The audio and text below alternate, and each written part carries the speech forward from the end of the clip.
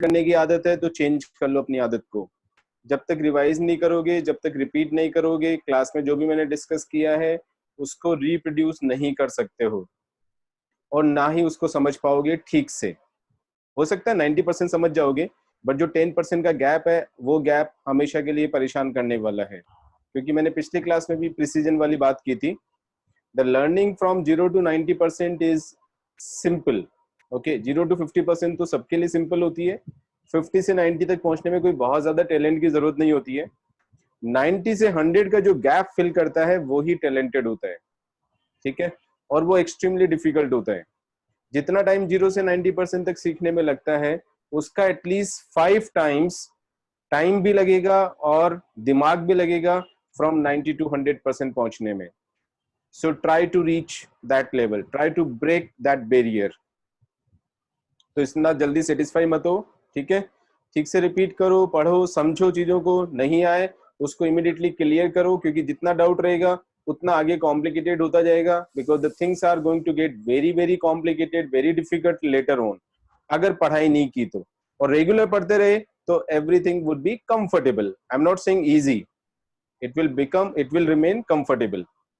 ठीक है, चलो पूछ लो जल्दी से कुछ, अगर ऐसी कोई बात हो जो हमने डिस्कस की और नहीं समझ में आई हो लास्ट टाइम। कोई भी कॉन्सेप्ट, कोई भी चीज नहीं है, करो फिर प्रोसीड आगे। ठीक है, अच्छा देखो, मेरे पढ़ाने के तरीके में मैंने तुम लोग को पहले भी बताया था कि मैं मैथ्स को एज ए सब्जेक्ट पढ़ाता हूँ, किसी पर्टिकुलर एग्जाम के लिए नहीं पढ़ाता हूँ।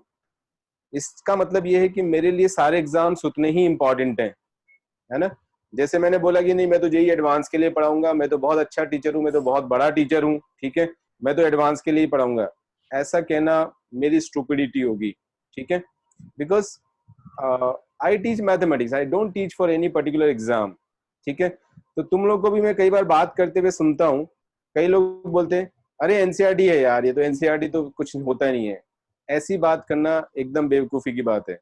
ठीक है, एनसीईआरटी भी उतना ही इंपॉर्टेंट है जितना कि एडवांस में आए हुए प्रॉब्लम्स इंपॉर्टेंट है, या किसी भी एग्जाम में आए हुए प्रॉब्लम्स इंपॉर्टेंट है। प्रॉब्लम अगर आपको आता है तो वो इजी है, नहीं आता है तो वो डिफिकल्ट है, चाहे किसी भी लेवल का प्रॉब्लम हो। करेक्ट। तो जब हम डिस्कस करेंगे प्रॉब्लम्स, क्योंकि हमने एक पैरामीटर तो हमें सेट करना ही पड़ेगा कि हम सिस्टमेटिकली कैसे कोर्स को रन करें। तो I will be discussing NCERT book. ठीक है, उसके अलावा एक फाई शीट, फाई नहीं, फाई बोल रहा हूं मैं, फाई शीट, जो कि स्कूल एग्जाम के लिए मैंने बना रखी है, सब्जेक्टिव क्वेश्चंस वाली। ठीक है, एनसीईआरटी को सपोर्ट करने के लिए। तो ये दो चीजें, एनसीईआरटी प्लस फाई शीट जो है वो स्कूल एग्जाम्स के लिए हो गई है। ठीक है, उसके बाद एक पाई शीट बनाया हुआ है। पाई शीट में बहुत छोटे छोटे ऑब्जेक्टिव क्वेश्चंस हैं, एक एक डेढ़ मिनट में, दो मिनट में सॉल्व करने वाली प्रॉब्लम्स हैं, जो कि ज्यादातर कॉम्पिटिशन्स को कवर कर लेता है। That is JEE Mains, SAT, NDA. ठीक है, और व्हाट कैन आई से, हाँ जेईई एडवांस का लो लेवल, वो भी बिट सेट, वो सब कवर हो जाता है उसमें पाई शीट में। ठीक है, और उसके बाद जो आता है वो मेन शीट आता है, जिसमें कि जेईई एडवांस की प्रॉब्लम्स होती हैं। मैक्सिमम, ज्यादातर प्रॉब्लम्स जेईई एडवांस की होती हैं।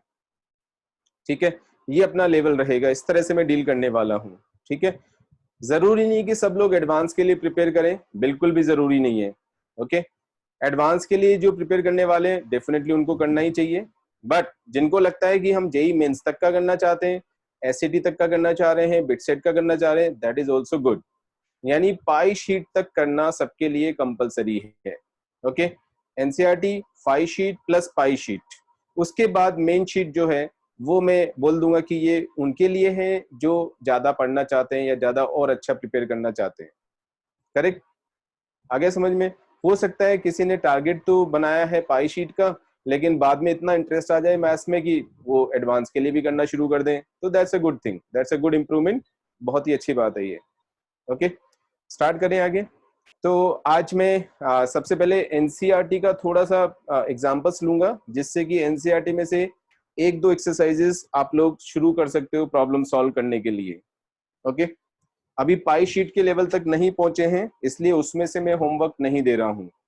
एनसीईआरटी में से एक्सरसाइज 6.1 है जो बेसिक लीनियर इनइक्वालिटीज का फर्स्ट एक्सरसाइज है, वो मैं उसमें से कुछ एग्जांपल्स ले रहा हूं।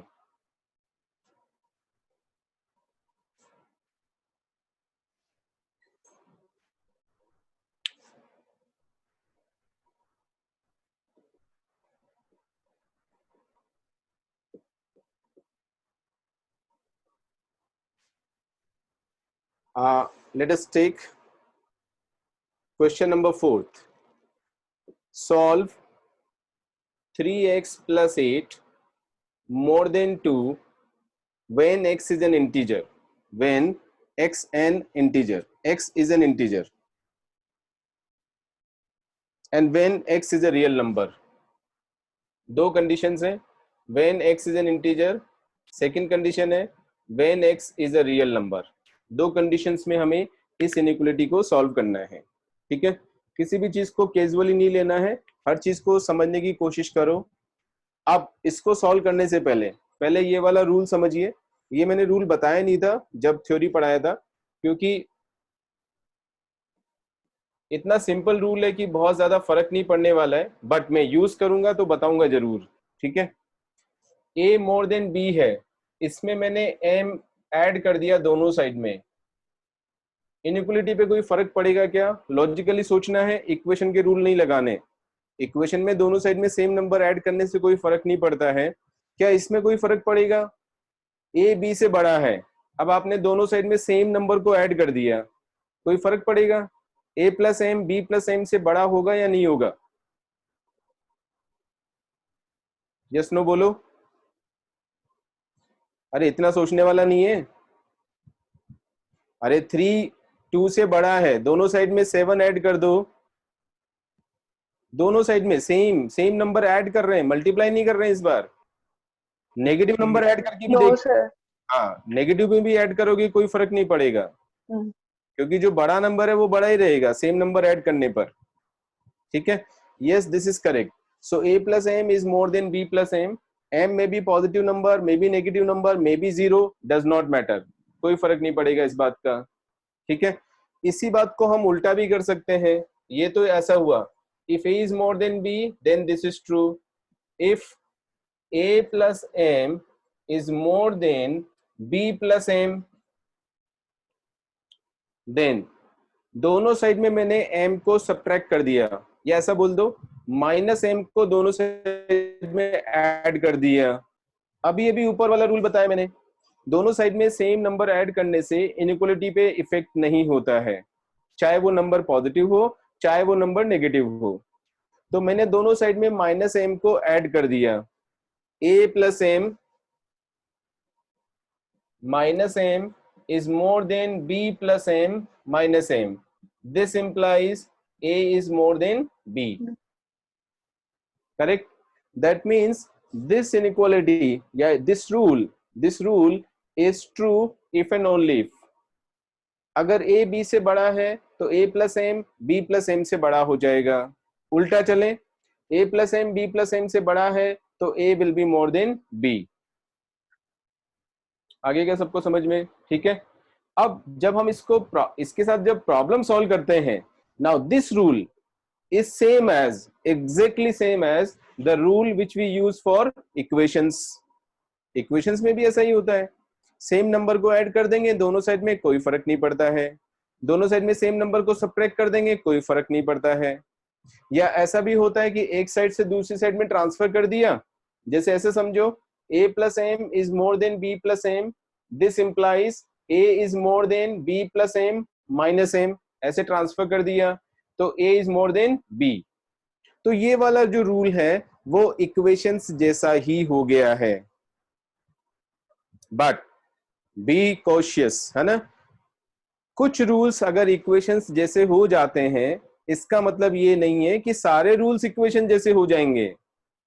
करेक्ट, और यही बात हमें समझनी जरूरी है। ऐसा बहुत जगह होने वाला है, आपको लगेगा कि ये प्रॉपर्टी यार वहां भी पढ़ी थी, ये प्रॉपर्टी हमने वहां भी पढ़ी थी, ऑलमोस्ट सेम दिखेगा। ठीक है, 99% तक सेम दिखेगा, बट 1% भी डिफरेंस हुआ तो वहीं पे प्रॉब्लम शुरू हो जाएगी। ठीक है, so there are certain rules which are exactly same as the equations, but not all the rules, as we have already seen the rules which are different from the equations. तो इन equations को equations की तरह deal नहीं करना है, but फिर भी बहुत सारे रूल्स हम लगा सकते हैं। ठीक है, आगे प्रोसीड करते हैं। अब इस प्रॉब्लम को सॉल्व करना है। ठीक है, तो बहुत सिंपल सा प्रॉब्लम हो गया। इसको मैं क्या लिख सकता हूं, यहां से मैं लिखूंगा 3x इज मोर देन -6। 8 को उधर ले जाएंगे, अब ये भी समझाया मैंने। ठीक है, लेकिन डिवाइड करने में ध्यान रखना है। ठीक है, अब पिछला वाला रूल रिकॉल करो, डिवाइड करने में या क्रॉस मल्टीप्लाई करने में ध्यान रखना है। अगर पॉजिटिव नंबर से दोनों साइड मल्टीप्लाई कर रहे हो, ठीक है, the in equation will remain same. Negative number से दोनों साइड मल्टीप्लाई कर रहे हो तो in equation will be changed, है ना। इन इक्वेशन यूज कर रहा हूं मैं वर्ड, यानी इनइक्वालिटीज। ठीक है, सेम थिंग, अगर पॉजिटिव नंबर से डिवाइड कर रहे हैं तो inequality will remain same, but अगर नेगेटिव नंबर से डिवाइड कर रहे हैं तो इनइक्वालिटी विल बी चेंज्ड। समझ में आ गया सबको? केवल सोल्व करने का टारगेट नहीं रखना है। ओके, यहां पर मैं दोनों साइड में 3 से डिवाइड करूंगा। 3 से डिवाइड करेंगे तो हमारे को आंसर मिलेगा x is more then -2। Positive number से डिवाइड किया है मैंने तो x इज मोर देन -2। अब आंसर में पूछ रहे हैं what is the solution of this inequality if x belongs to integers? So we have to write all the integers which are more than -2। क्या आंसर आ जाएगा? सेट नोटेशन की form में लिखेंगे -1 0 1 2 up to infinity। x belongs to this set, x इस set में belong करेगा। Correct. यहां पूछ रहे हैं x belongs to set of real number, तो यही आंसर हो गया। चाहो तो ऐसे ही लिख सकते हो x is more than -2, और if you want to write you can write x belongs to -2 से infinity open interval। इसमें सारे नंबर्स आ गए हैं, all real numbers. Am I clear? करूं प्रोसीड आगे? नेक्स्ट क्वेश्चन नंबर 12 है इसमें। सर एक डाउट था। हाँ सॉरी सर, इसमें ओपन इंटरवल क्यों आई -2 के साइड? मोर देन -2 है ना, स्ट्रिक्ट है ना। -2 से बड़ा चाहिए ना, इक्वल टू थोड़ी लिखा हुआ है, मोर देन और इक्वल टू थोड़ी लिखा है। हाँ सर। आगे समझ में? यस।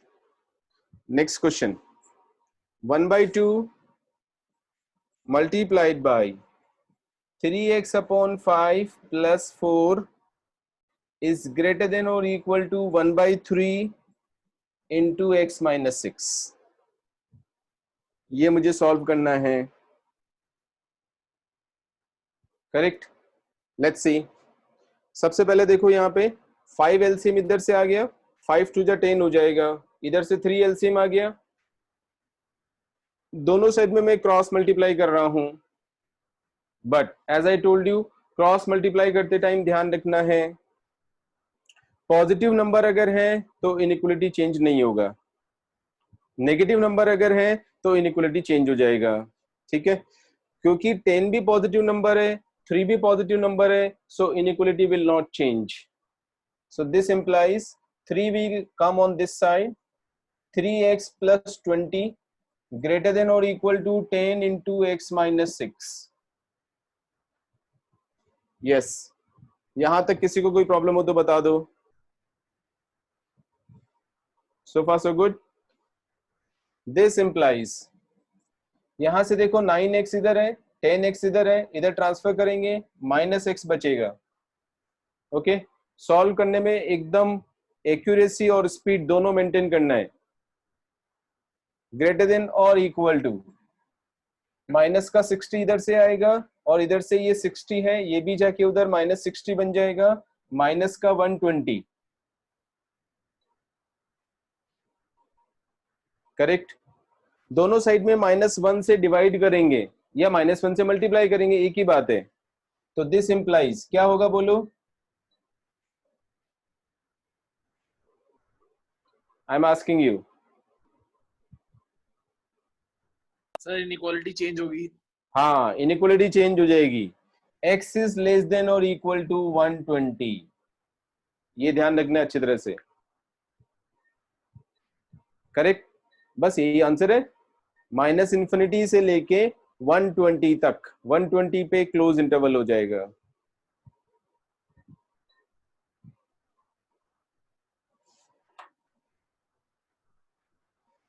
आगे देखिए, सबके पास बुक तो है ना एनसीईआरटी? Yes sir. यहाँ नहीं भी होगा तो वो मेरे ख्याल से इसका पीडीएफ तो अवेलेबल है नेट पे। आज आप लोगों को एक्सरसाइज 6.1 करना है एनसीईआरटी में से। 2 more examples I will take. Say question number 20. X by 2 greater than or equal to 5x minus 2 divided by 3 minus 7x minus 3 divided by 5. ये हमें सॉल्व करना है इनइक्वालिटी। दिस इम्प्लाइज 5 3 जा 15, एलसीएम आएगा, 15 इधर चल जाएगा, 2 इधर चला जाएगा। 15 इंटू एक्स ग्रेटर देन और इक्वल टू 2 इंटू, ब्रैकेट लगाओ, सिंप्लीफिकेशन फास्ट होना चाहिए। 5 से इधर मल्टीप्लाई करेंगे तो 25x आएगा माइनस का 10 माइनस 21x प्लस का 9। चेक करो सब ठीक है क्या? कैलकुलेशन मिस्टेक देखो किसी से भी हो सकती है, मेरे से भी हो सकती है। So be attentive and keep checking. This implies 15x greater than equal to 2, 25 में से 21 जाएगा, 4x बन मिलेगा, माइनस का 1 मिलेगा।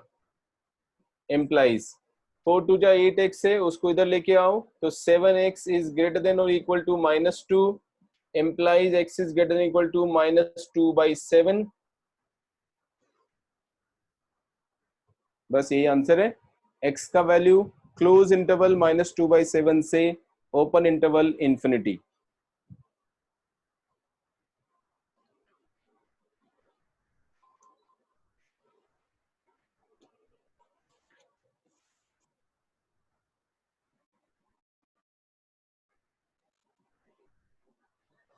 Next question 24.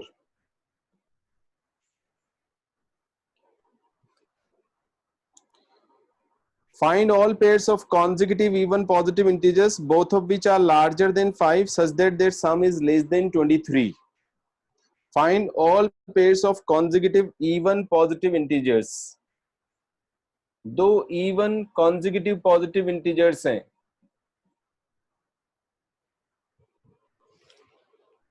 ठीक है, या ऐसा लिख देते हैं n is greater than 0, n belongs to integers. दो consecutive positive even integers, हर बात पे ध्यान देना है, किसी भी बात को अभी 10th की तरह कैजुअली नहीं लेना है। पॉजिटिव है, इंटीजर्स हैं और इवन है, आ गया समझ में? तो कोई भी इवन नंबर में 2n की फॉर्म में ले सकता हूं, तो नेक्स्ट वाला नंबर 2n प्लस 2 की फॉर्म में होगा, क्योंकि हम इवन नंबर की बात कर रहे हैं। n को हम 0 नहीं लेंगे, क्योंकि अगर 0 ले लिया तो ये पॉजिटिव नहीं रहेगा। 0 is neither positive nor negative. n का मिनिमम वैल्यू कितना हो जाएगा? 1। तो अगर मैं n का वैल्यू 1 लेता हूं तो ये 2 बनेगा, ये 4 बनेगा। अगर n का वैल्यू 2 आता है तो 4 and 6 हो जाएगा, n का वैल्यू 3 आता है तो 6 and 8 हो जाएगा, and so on. That is how we have to select two even positive integers. आगे है question, both of which are larger than 5 such that their sum is less than 23. ठीक है, अब समझो, both of which are larger than 5, दोनों 5 से बड़े हैं, ठीक है, दोनों ही both of them are more than 5, तो कौन सा वाला 5 से बड़ा हो जाएगा? कौन से वाले को हम 5 से बड़ा लिखें? दोनों के लिए 5 से बड़ा लिखना जरूरी है क्या? ये तो क्वेश्चन में ही दिया हुआ है। लेकिन अगर हम अपना कॉमन सेंस यूज करें तो 2n is more than 5, obviously 2n plus 2 तो हो ही जाएगा अपने आप ही 5 से बड़ा, क्योंकि उसमें तो हम 2 ऐड कर रहे हैं। 2n प्लस 2 एक नंबर है, वो 2n से तो बड़ा ही है, ऑलरेडी बड़ा है, तो इसको भी मोर देन 5 लिखने का कोई सिग्निफिकेंस नहीं है, जरूरत नहीं है। लिख देंगे तो गलत नहीं होगा, बट जरूरत नहीं है उसकी, ठीक है। So it is sufficient to write 2n is more than 5 given 2n is more than 5, first condition correct। आगे बोल रहे हैं such that their sum is less than 23, such that their sum is less than 23, 2n plus 2 is less than 23। आ गया समझ में? Correct. Find all pairs of consecutive even positive integers, ये सब हमें निकालने हैं। This is the second result. ये अभी इसको फर्स्ट सेकंड मत बोलो, यहीं से सॉल्व कर देते हैं थोड़ा सा। This implies n is more then 5/2, first result. इसको सिंप्लीफाई करोगे, ऑरली करो, बहुत छोटा सा है। 4n इधर से आ जाएगा, 2 उधर चला जाएगा, 21 आ जाएगा। 4n is less than 21, n is less than 21 divided by 4, ये सेकंड रिजल्ट हो गया। सो देयरफॉर मेरे पास आया first and second, first and second imply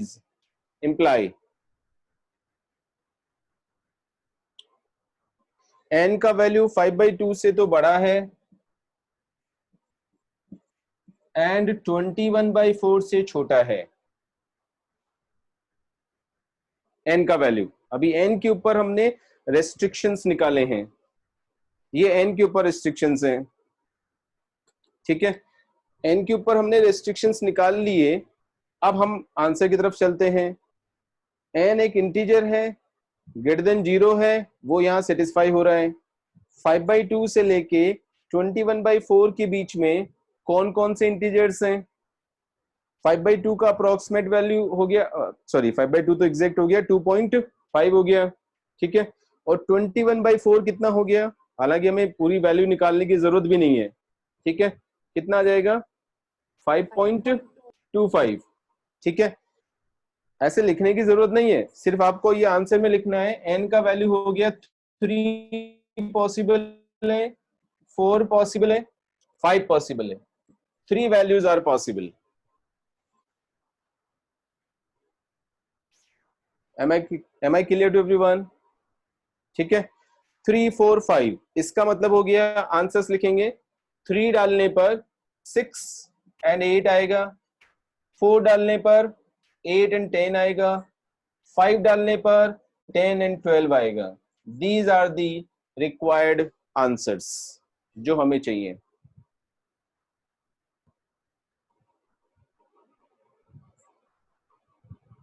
आ गया सबको समझ में? ठीक है। तो आज एक्सरसाइज 6.1 करनी है एनसीईआरटी में से, है ना, ये मैंने होमवर्क दिया है। आगे चलते हैं।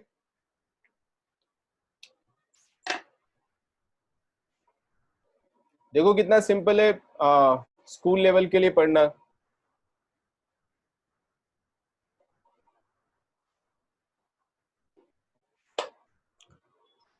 ठीक है। नाउ पिछली बार हमने डिस्कस किया था, कुछ एग्जांपल्स मैंने लिए थे, जिसमें कि इंटरवल हमने निकाला था, सॉल्यूशन सेट निकाला था, etcetera etcetera. Few more examples I will take today. आज काफी सारे एग्जांपल्स और लेता हूं, बट हर बार थोड़ा थोड़ा चेंज मिलेगा एग्जांपल्स में, सो be attentive. x plus 5 into x minus 1/2 whole divided by x into x plus say √2 is less than or equal to 0। इसका सॉल्यूशन सेट निकालना है। इस इनइक्वालिटी को सॉल्व करना है।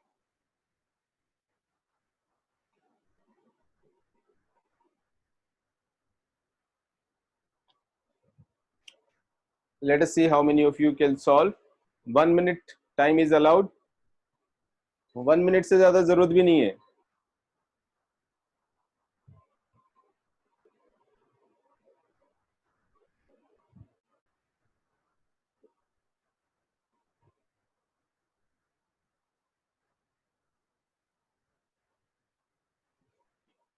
यश क्लास में है क्या? हेलो यश। यस सर है। हाँ, वीडियो नहीं चलता ना तो मुझे डाउट हो जाता है फिर। समरथ। यस सर, क्लास में ही।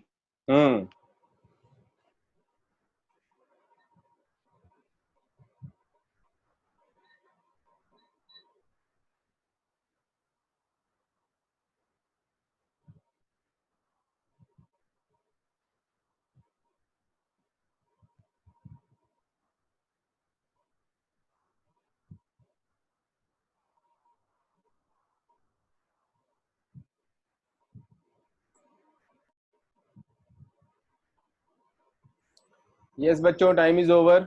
इतना कितना सॉल्व करते हो यार, ज्यादा सॉल्व थोड़ी करते हैं। जल्दी जल्दी सोचना शुरू करो। बोलो नंबर लाइन पे क्या मार्क करना है मुझे।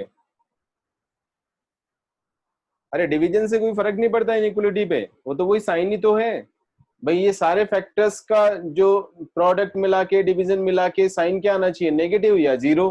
यही तो मतलब है इनइक्वालिटी का। ठीक है, चाहे वो प्रोडक्ट में हो चाहे इसे डिवीजन में हो, उससे कोई फर्क नहीं पड़ता है। बस थोड़ा सा कॉमन सेंस जरूर यूज करना है कि डोमेन मतलब ये डिनोमिनेटर जो है वो जीरो नहीं होना चाहिए, इतना सा यूज करना है। बोलो कौन कौन से पॉइंट्स मार्क करें नंबर लाइन पे। सर -5, हाँ, 0 -5 0 एंड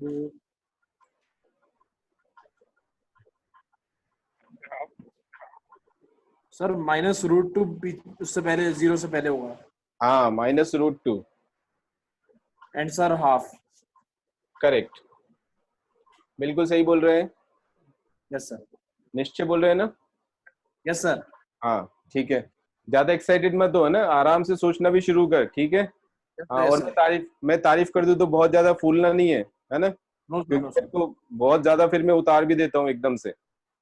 ठीक है, कीप योर सेल्फ बैलेंस्ड, सीखने के ऊपर ध्यान देना है बस। Okay, yes sir. किसी को भी तारीफ सुनने के लिए नहीं बताना है आंसर, एक्चुअल में बताना कि मैंने कितना सीखा है वही बताना है।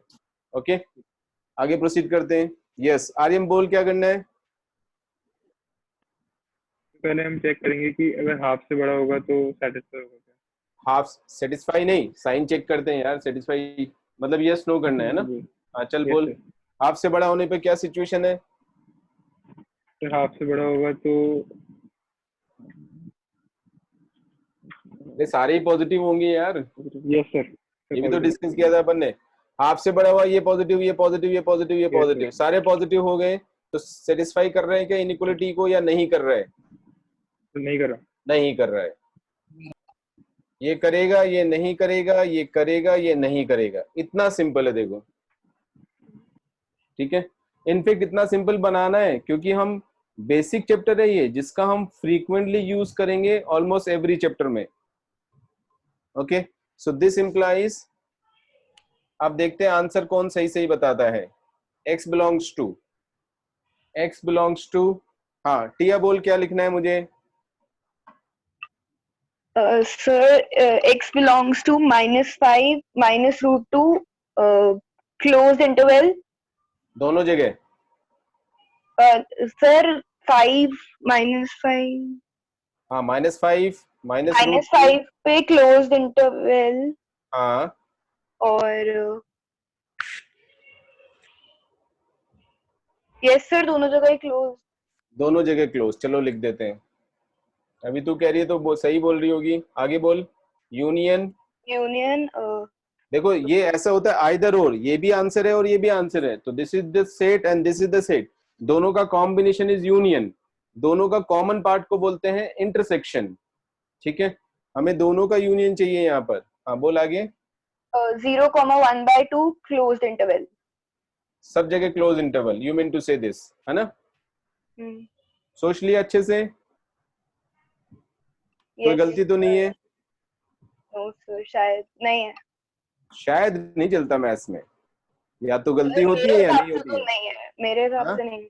अच्छा, तेरे हिसाब से नहीं है, चल बहुत अच्छी बात है। जीरो पे डिस्कस करते हैं। जीरो पे क्या हो रहा है, एक्स का वैल्यू यहाँ पे जीरो डाल, इस पूरे में क्या हो जाएगा? क्लोज इंटरवल का मतलब है you have considered this as a solution. Zero x का वैल्यू जीरो डालने पर क्या हो रहा है डिनोमिनेटर में? जीरो हो जाएगा। फिर सर डिफाइन ही नहीं कर सकते ना उसको। अरे उसको बोलने देना, जब उससे बात कर रहा हूँ तो तेरे से भी पूछूंगा, डोंट वरी। हाँ यस सर, वो जीरो नहीं होगा, वो डिफाइन नहीं होता ना। तो मैं तेरे से इतनी देर से क्या पूछ रहा था, चेक करने का क्या मतलब है? और मैंने ये भी बोला था कि कॉमन सेंस यूज करना है जब डिवीजन आ जाए तो, और ये भी बोला था कि डिनोमिनेटर जीरो नहीं होना चाहिए। सब चीजें मैंने याद दिलवाई थी, उसके बाद में भी हम भूल गए। बस ये भूलते हैं और नेगेटिव में नंबर आ जाते हैं। आ गया समझ में? Yes sir. हाँ तो जीरो पे क्या करना है बोल। सर ब्रैकेट ओपन क्या इंटरवल। ब्रैकेट किया? हाँ ओपन इंटरवल बोलना। हाँ ओपन ब्रैकेट लगा देंगे। Yes sir. और कोई चेंज करना है? सर एक सेकेंड, यस सर, वो -2 वाले पे भी ओपन, -√2 पे। -√2 पे। हाँ -√2 पर भी ओपन इंटरवल लगाएंगे। ये दोनों पॉइंट्स हमें हटाने पड़ेंगे क्योंकि डिनोमिनेटर जीरो बन रहा है। ये कॉमन सेंस, ये जैसे मैं कॉमन सेंस बोलता हूँ उसका मीनिंग ये होता है कि you have to be little bit more careful. करो प्रोसीड आगे। पक्का? किसी को डाउट है इसमें? श्योर? नेक्स्ट प्रॉब्लम लेता हूं। सपोज मैंने लिया x+1 का whole square multiplied by x+4 greater than 0। अभी ग्रेटर देन 0 लेते हैं। देखो चेंज होता जा रहा है सिचुएशन, रूल्स वही है, सब कुछ सेम है, बस सिचुएशन चेंज होते ही आपको अडेप्टेबल बनना है। इसका मतलब है how well you are able to apply the concepts in solving problems. 1 minute time. इस बार मैंने रिपीटेड ले लिया एक फैक्टर, x+1 का होल स्क्वायर यूज किया है।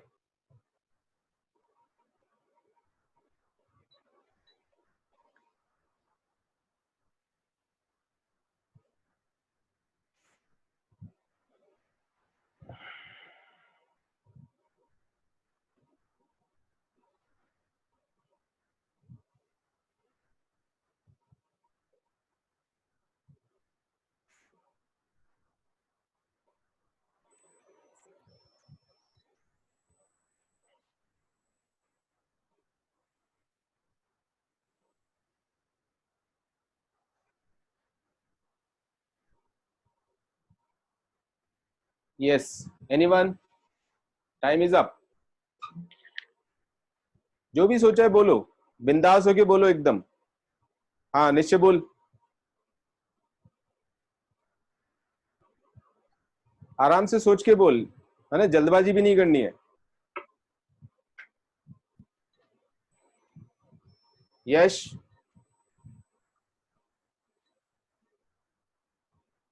यश? यस सर, प्लीज हाँ रिपीट। अरे माइक तो काम कर रहे हैं ना? यस सर, वो बीच में नेट हैं? यस सर कर रहा है बीच में। क्या हो रहा है? सर माइक तो काम कर रहा है। हाँ तो फिर बोलना यार, क्लास में पार्टिसिपेट तो करना। मुझे लग ही नहीं रहा तू क्लास में बिल्कुल नहीं बोल रहा है, समृद्ध भी नहीं बोलता है, दिखता भी नहीं, तो मुझे लग रहा है कि पता नहीं है भी या नहीं क्लास में। नेट वाईफाई नहीं है क्या बेटा तेरे पास में? सर वाईफाई है लेकिन यहाँ पे इतनी मतलब रात में स्पीड नहीं आती नेटवर्क का, मतलब कौन सी कंपनी का है? जियो से चल रहा है। जियो का जरा ठीक नहीं रहता ना, पता नहीं, थोड़ा अच्छी स्पीड वाला लेना। क्योंकि अभी तो ये चलना ही करना ही पड़ेगा अपने को थोड़े टाइम तो। खैर बोल यश बोल। सर अभी कर रहा हूँ। समरथ। Yes sir. हाँ कुछ बोलेगा क्या, क्या करना है? सर बता दो। सर इसमें x -4 से बड़ा होना चाहिए हम्म। और इन्फिनिटी से छोटा। अच्छा, कैसे, क्या कंक्लूजन कैसे निकाला तूने बता? सर वो नंबर लाइन ड्रॉ करके। नंबर लाइन ड्रॉ करके नहीं तो ये समझा ना मुझे कि ये x+1 का होल स्क्वायर है, इसका क्या करना है मुझे?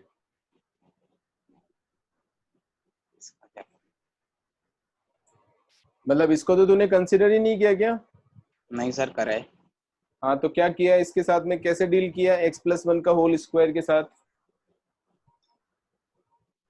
सर इसमें तो कोई भी नंबर आए तो स्क्वायर हो जाएगा, तो पॉजिटिव में ही आएगा। क्या पॉजिटिव सर नहीं आएगा? पॉजिटिव ही आएगा अगर इसमें कुछ भी ना, हाँ हाँ हाँ एक्स की कोई हाँ, भी वैल्यू पे पॉजिटिव आएगा। एक्स करेक्ट, प्लस हाँ वन का होल स्क्वायर। हाँ। अब फिर जो सर अब एक्स की वैल्यू निकालनी है x+4 वाले में से कि उसमें क्या होनी चाहिए। ऐसे मत बोल, x+4 वाले में से निकालनी है। अभी ये सही लॉजिक देते देते फिर गलत बात करने लग जाता है ना? और एक बार गलत बात डेवलप होगी तो फिर वैसे ही तू करने लग जाएगा हर जगह पर। ये तो बिल्कुल इसने सही बताया, x+1 का whole square is always greater than 0, greater than और इक्वल टू 0, हमेशा नॉन नेगेटिव होगा। x का कोई भी वैल्यू डाल दो, कोई फर्क नहीं पड़ने वाला इस पे। ठीक है, इसका मतलब ये हुआ कि this inequality is equivalent to this inequality, है या नहीं? जब इसके Yes, sir. साइन का कोई मैटर ही नहीं कर रहा है, क्योंकि ये तो हमेशा ही ग्रेटर देन और इक्वल टू 0 होगा। सर ये हमेशा तो पॉजिटिव क्यों होगा? हाँ, सर हर बार पॉजिटिव क्यों होगा ये? परफेक्ट स्क्वायर क्या होता है?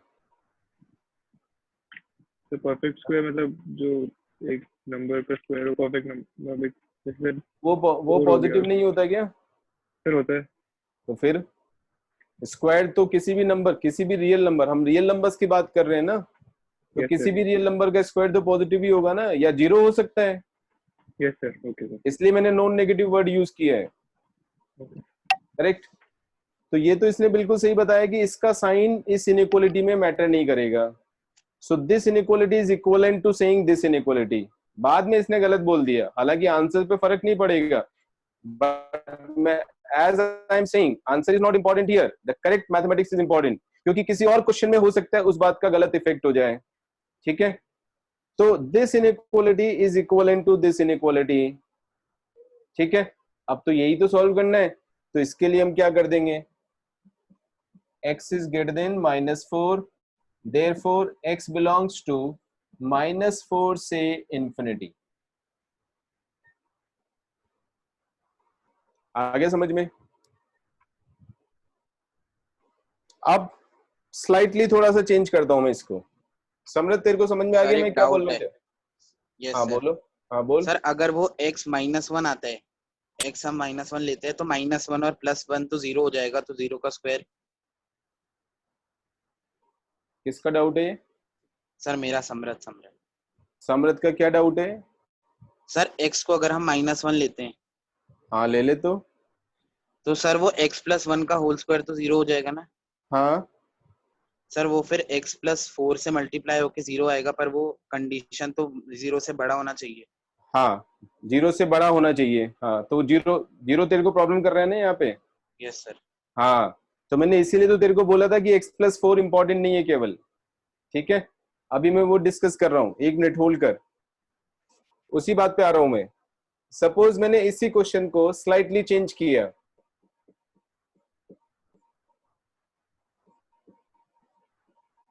ऐसा लिख दिया, अब क्या होने वाला है?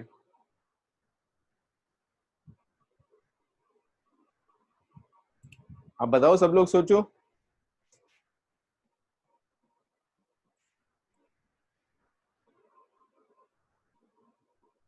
सर आपने सेकंड टर्म क्या लिखा है? सेम ही तो है। अरे सेम इनइक्वलिटी लिखा है, बस खाली यहाँ पे इक्वलिटी लगा दिया है, इक्वल लगाए हैं।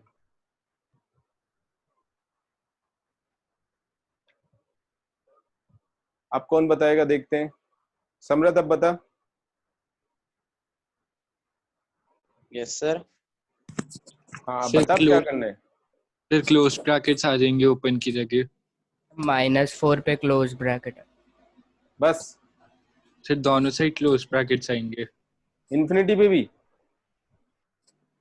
नहीं सर, इन्फिनिटी पे तो ओपन ही ब्रैकेट आता है। फिर ये क्या है? फिर तो -4 पे क्लोज्ड और इन्फिनिटी पे ओपन ब्रैकेट।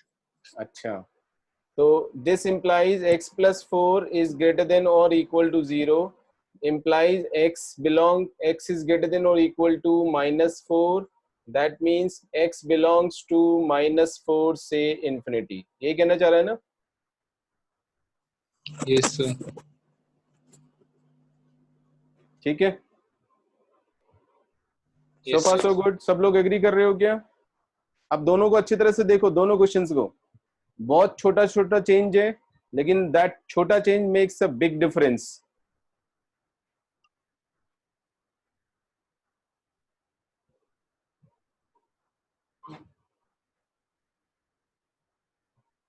कोई कुछ करेक्ट करना चाहेगा?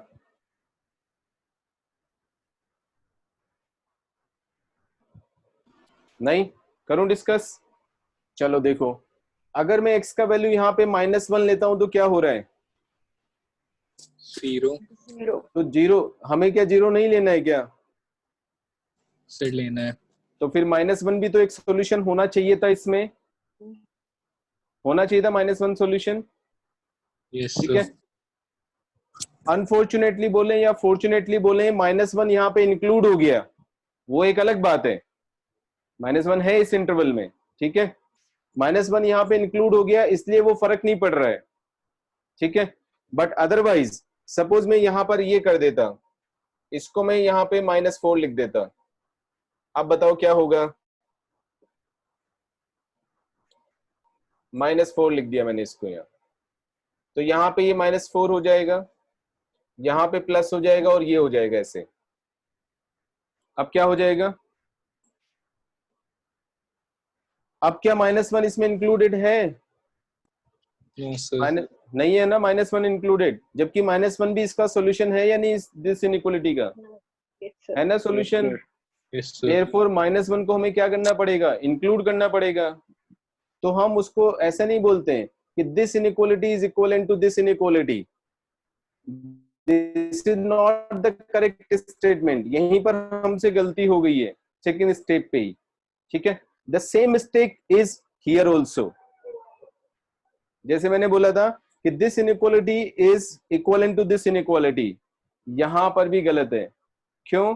क्योंकि ये वाला तो ठीक है कि ये पॉजिटिव हो जाएगा, लेकिन अगर x का वैल्यू मैं -1 लेता हूं तो वहां पर ये क्या आ जाएगा? 0, जबकि मुझे क्या चाहिए? मुझे क्या चाहिए? Strictly greater than 0, strictly greater than 0 चाहिए हमें। ठीक है, so we have to be very careful to solve the inequalities, है ना? दोनों ही गलत हैं, इसको भी यहां से हटाएंगे, इसको भी यहां से हटाएंगे। ठीक है, क्वेश्चन ये ऐसे कर लो इसको, जिससे कि ध्यान रहेगा कि क्या कर रहे हैं अपन। अब this inequality will be equal to this inequality, ठीक है, काफी हद तक, but at the same time x should not be equal to -1। ये दोनों मिला के अब सही है। Now this is right. x plus 4 का वैल्यू अगर पॉजिटिव है और x का वैल्यू -1 नहीं है तो फिर ये सही है। करेक्ट। यहां क्या लिखूं? यहां के लिए मैं क्या लिखूं? x - 4 इज ग्रेटर देन और इक्वल टू 0, बोलो। And should not be equal to -1. हाँ X must not be equal to -1. हाँ, x इज इक्वल टू -1 या x plus 1 is equal to 0, वो भी तो सेटिस्फाई कर रहा है। 0 यहां पर 0 आने पे भी तो इनइक्वालिटी सेटिस्फाई हो रहा है। And x is equal to -1, बोलो ये समझ में आ गई क्या सबको? तब तो आगे प्रोसीड करें। सो देयरफॉर यहां पर भी चेंज होगा और यहां पर भी चेंज होगा।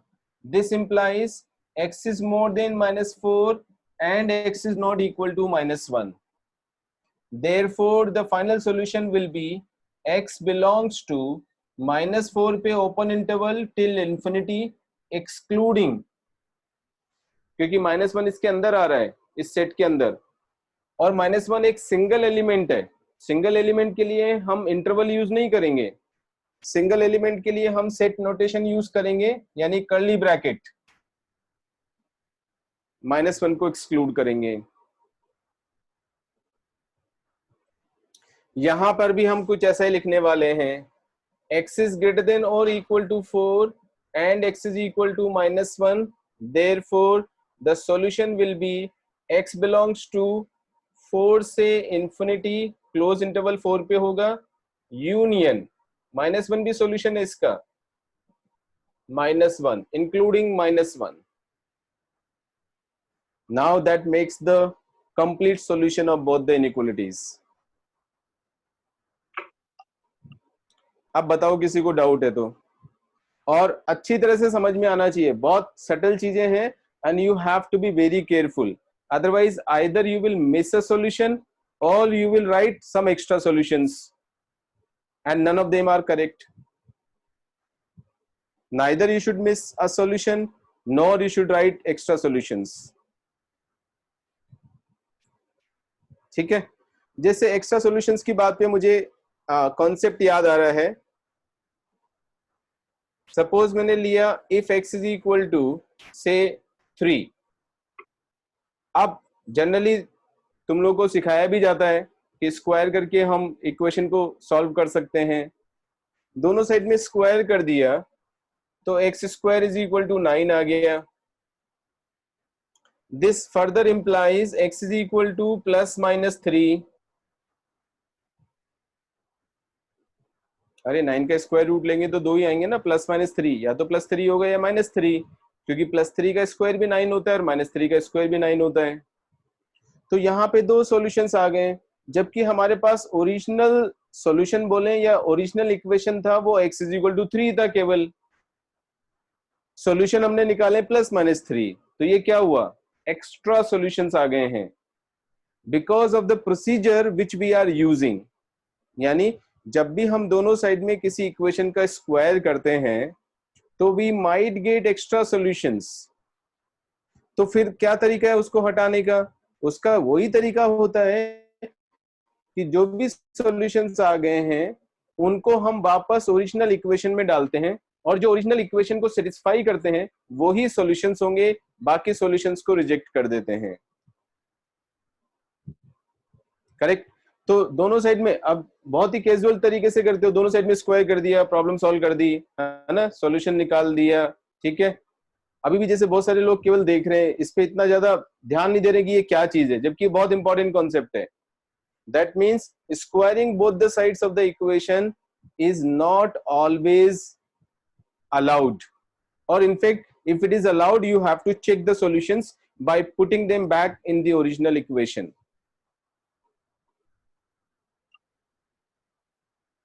आगे मेरी बात समझ में पक्का? ठीक है, ऐसे ही देखो कैजुअली जब हम चीजों को समझते हैं तो काफी सारी गलतियां करते हैं। जैसे एक और लेता हूं जो बहुत कॉमन मिस्टेक स्टूडेंट्स करते हैं, if x into y is equal to x into z,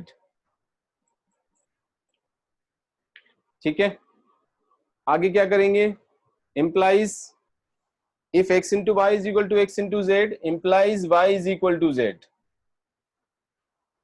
बोलो सही है क्या?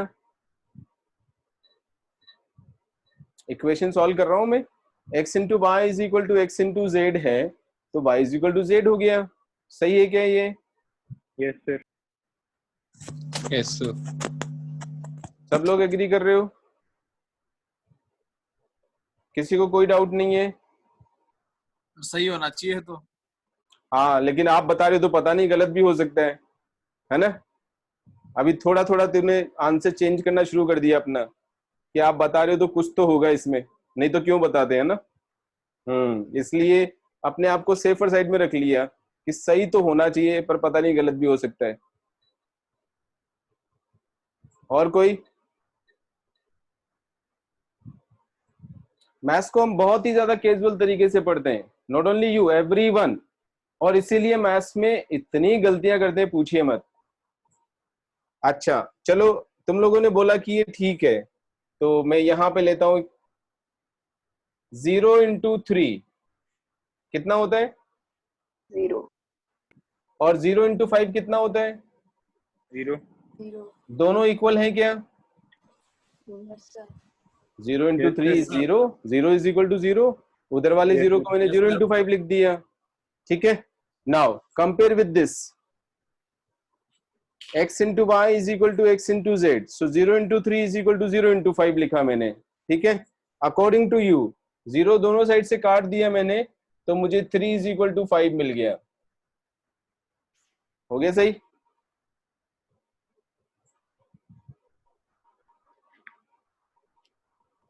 अगर जिस दिन मैथ्स गलत हो जाएगा ये दुनिया बिल्कुल खत्म हो जाएगी, पक्का मान के चलना। सर वो इन्फिनिटी होता अच्छा, ये कौन बोला? है सर, यश। यश, तू तो यार सबसे ज्यादा इंटेलिजेंट बच्चा दिख रहा है मुझे। 0 इंटू 3 इंफिनिटी होता है? नहीं सर, 0 डिवाइडेड बाई 0 1 नहीं होता। अच्छा, 0 डिवाइडेड बाई 0 इंफिनिटी होता है, यू मीन टू से? Yes sir. हाँ, यस सर। ओहो क्या बात है, कहाँ से पढ़ा है बच्चे? 0 डिवाइडेड बाई 0 इज इंफिनिटी। क्या देखो, गजब गजब के कॉन्सेप्ट्स आ रहे हैं। मुझे लग रहा है मुझे ही, कभी कभी मुझे भी फील होता है मुझे मैथ्स आता है कि नहीं आता है। हैं? फिर तो ऐसा भी कर सकते हैं अपन, इंफिनिटी को मैं 2 डिवाइडेड बाई 0 भी लिख सकता हूं। नहीं, ये वाला और ये वाला इक्वेट कर देते हैं, तो this implies 0 is equal to 2।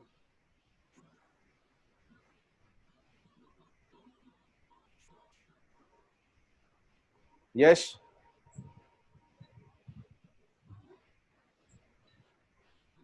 यश मैं तेरा एक्सप्रेशन भी नहीं देख सकता हूँ क्योंकि वीडियो चालू नहीं है। अब तो ऑडियो से ही काम चला सकते हैं हम। बोल तो सही कुछ। सर वो डिवाइड होके जिसमें 1 आएगा वही कैंसिल होंगे वही। अरे यार तू फिर वही बात पे अड़ा हुआ है। तेरे को मैथ सीखना है कि अपनी जिद पूरी करवानी कि नहीं मुझे जो आता है वही सही है? नहीं सर, सही है। हाँ, नहीं सर। तो मुझे तो ऐसा लग रहा है कि तुझे जो तूने सीखा है चाहे वो गलत ही सीखा हो, तू तो उस पे अड़ा हुआ है कि बस यही सही होता है। नहीं। हाँ, नहीं सर, वही। तो फिर चेंज तो कर अपना आंसर। जब मैं तेरे को तेरे सामने तेरा एग्जाम्पल लेके बता रहा हूँ उसके बाद भी तू चेंज नहीं कर रहा है अपने आप को, तो इसका मतलब तो तू एडमेंट हो गया है कि मैंने तो एक बार गलत चीज सीख ली है, अब आप चाहे कुछ भी कर लीजिए, मैं चेंज नहीं करने वाला अपने आप को। Okay sir. क्या ओके? सर वो सही है। तो बोलना कि हाँ मैं गलत हूँ। हाँ सर, गलत है। हाँ, तो फिर ऐसे एक्सेप्ट करेगा तभी तो आगे लर्निंग शुरू होगी। Okay sir. हाँ, लर्निंग कैसे होगी? अगर अपन ने गलत बातों से दिमाग को भर रखा है तो सही चीजें आने का रास्ता ही नहीं मिलेगा। ये पता नहीं कौन कौन ऐसी फालतू चीजें सिखाता है या सीखते हो तुम लोग कहाँ कहाँ से, मुझे नहीं पता। ठीक है, these are horrible things. 0/0 infinity हो गया, 2/0 को हम इंफिनिटी से रिप्रेजेंट कर देते हैं, इनफैक्ट 2/0 टेंड्स टू इंफिनिटी होना चाहिए। ठीक है, इसको अगर आप लिखते हैं तो 1 मिनट के लिए मैं मान भी लेता, बट दिस इज तो हाइट है, ये वाला तो, ये तो गलती करने का एकदम हाइट है। This is not a mistake, this is a blunder, है ना? तो ऐसे काम नहीं करना है। अब इसने क्या सीखा हुआ देखो, जोरदार बात, कि इसको 0 को नीचे ले जाएंगे हम। क्यों भाई, नीचे ले जाना क्यों अलाउड है, पहले तो ये समझा दे मुझे। काटना अलाउड नहीं है और नीचे ले जाना अलाउड है, ये भी एक गलत है। ये कहां से सीखा है? कितनी गलतियां बताऊंगा मैं इसमें जो तूने सोल्व किया है उसमें। जबकि अगर हम ये मान लें कि हमने गलत कॉन्सेप्ट सीखा हुआ है, द मोमेंट यू एक्सेप्ट कि दिस इज रॉन्ग, सही चीज सीखने के लिए हमारे रास्ते खुल जाते हैं। और वो इतना आसान भी होता है, एकदम आसान होता है, खुद ही कॉम्प्लिकेटेड बनाते हो चीजों को। और कोई कुछ बोलेगा इसमें? Anyone else? नहीं? अरे बोलो, तभी तो डिस्कशन होगा। करो प्रोसीड। प्रॉब्लम यहां आती है जब आपको ये रूल सिखाया जाता है x into y is equal to x into z implies y is equal to z, तो आपको ये नहीं सिखाया जाता है if x is not equal to 0। This rule is only valid when you have this condition.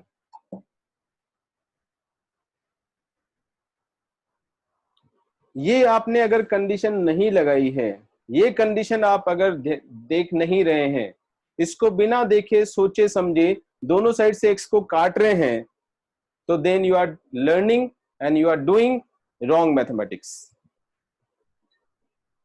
Wrong mathematics का मतलब पूरा आईटी, पूरा इंजीनियरिंग, मैकेनिकल इंजीनियरिंग हो, इलेक्ट्रॉनिक्स हो, एस्ट्रोनॉमी हो, कुछ भी हो, सब कुछ गलत है। मैथ्स का अगर एक फंडा जिस दिन गलत हो जाएगा, उस दिन पूरी दुनिया उल्टी हो जाएगी, कुछ नहीं बचेगा वर्ल्ड में, क्योंकि मैथ्स के ऊपर ही तो बेस सब चीजें चल रही हैं। इसलिए गलतियां करना बंद करो। इसलिए सबसे ज्यादा डिफिकल्ट सब्जेक्ट हो जाता है जब हम इसमें एक्चुअली डेप्थ में जाते हैं, और जब तक सुपरफिशियल पढ़ते हैं, जब तक रटते रहते हैं, तब तक सबसे आसान सब्जेक्ट लगता है ये। Okay, so please don't make these kind of mistakes. अगर x 0 नहीं है तभी ये वाला रिजल्ट पॉसिबल है, अदरवाइज नहीं है। और यही कंडीशन मैंने यहां पे समझाने की कोशिश की है। दिस इज रॉन्ग, क्योंकि हमने दोनों साइड से 0 को कैंसिल किया है, which is not allowed. In fact अगर आपको ये कंडीशन नहीं दी हुई है, तो फिर आपको ये इक्वेशन इस तरह से आप सॉल्व नहीं करेंगे, फिर आप ऐसे सॉल्व करेंगे इस इक्वेशन को, x into y minus x into z is 0 implies x common निकालो, y minus z is 0 implies either x is 0 और y minus z is 0, that is y is equal to z। इस equation के दो solutions आएंगे, एक single solution नहीं होगा। Either x is 0 और y is equal to z। अब सब्स्टिट्यूट करके देख सकते हो, आइदर x इज 0, दोनों साइड इक्वल आ रही हैं, और y is equal to z, दोनों साइड इक्वल आ रही हैं। आ गया समझ में? इस तरह से हमें सॉल्व करना है। सो बी केयरफुल, रूल्स का अच्छी तरह से ध्यान रखना है। करेक्ट? थोड़ा भी डेविएट किए और गलतियां होने के पूरे चांसेस हैं। ओके, यश तेरे को समझ में आ गया या अभी और डिस्कस करना है? सर समझ 100% ना? Yes sir. हाँ, और लर्निंग के लिए अपनी ब्रेन की जो खिड़कियां हैं उनको खुला रख, है ना? एडमेंट मत बन किसी भी चीज के लिए, और गलती को फटाफट एक्सेप्ट कर, जिससे कि आगे की लर्निंग सही होने लग जाए। करेक्ट? और ये तेरी गलती नहीं है, जिसने भी सिखाया उसकी गलती है। बट दिमाग जो होता है वो गलत बातों को जल्दी पकड़ता है, क्योंकि गलत बातें सीखने में आसान होती हैं।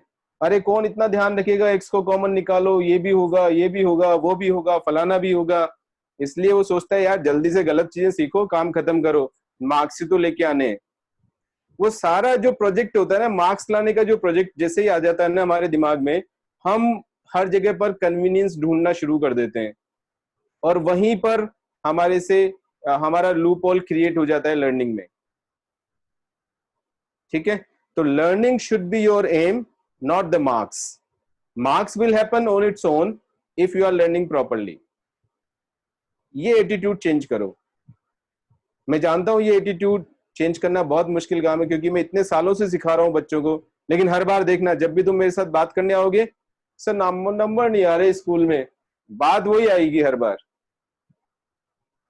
तो देखते हैं, जो जितना जल्दी चेंज करेगा एटीट्यूड, नंबर अपने आप आना शुरू हो जाएंगे। करेक्ट? ठीक है, विद दिस नोट कल मिलते हैं, आज के लिए इतना सफिशिएंट है। 6.1 एनसीईआरटी बुक करनी है सबको solve. Okay okay, bye bye, good night. Bye sir. Bye sir.